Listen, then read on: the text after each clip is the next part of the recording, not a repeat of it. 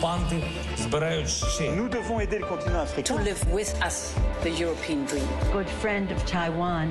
Europe 1, bonjour. Votre revue de presse internationale à 6h51 sur Europe 1 vous emmène d'abord au Maroc. Bonjour Alexandre Blanc. Bonjour. De quoi parle la presse marocaine ? Eh bien, de l'exil possible d'Ali Bongo au Maroc. Rien n'a été décidé pour l'instant de la part de l'ancien président gabonais, qui est libre de ses mouvements désormais. Mais la presse ici évoque avec insistance sa probable arrivée dans le royaume. C'est un ami intime du roi, explique le 360.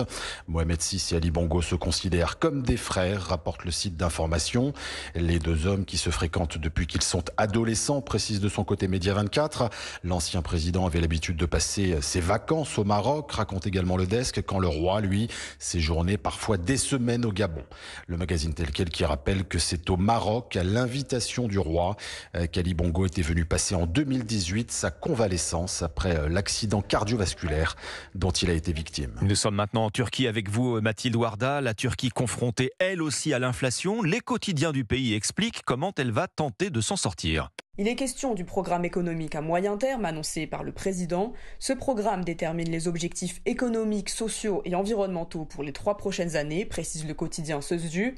Erdogan dit désormais soutenir une politique monétaire stricte pour réduire l'inflation à un chiffre. Le taux annuel a atteint presque 59% en août selon les chiffres officiels. L'AKP fait ses adieux à ses objectifs ambitieux, titre l'édition turque de la Deutsche Welle. En effet, le gouvernement revoit à la hausse ses prévisions pour l'inflation et à la baisse celle de la croissance. La Banque mondiale envisage de doubler l'aide apportée à la Turquie en passant de 17 à 35 milliards de dollars.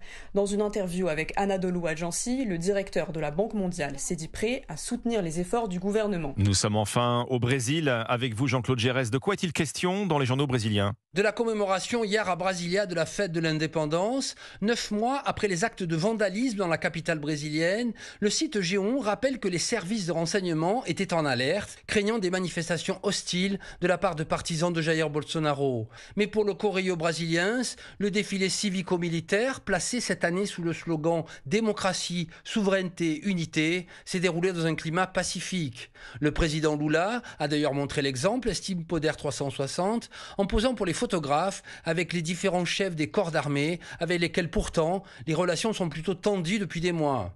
La Folia de São Paulo rapporte que ce climat de concorde a prévalu dans l'ensemble du pays, où apparemment les partisans de l'ex-président ont fait l'impasse sur ces réjouissances nationales. Merci Jean-Claude Gérès. 6h54, vous êtes sur Europe 1, c'est un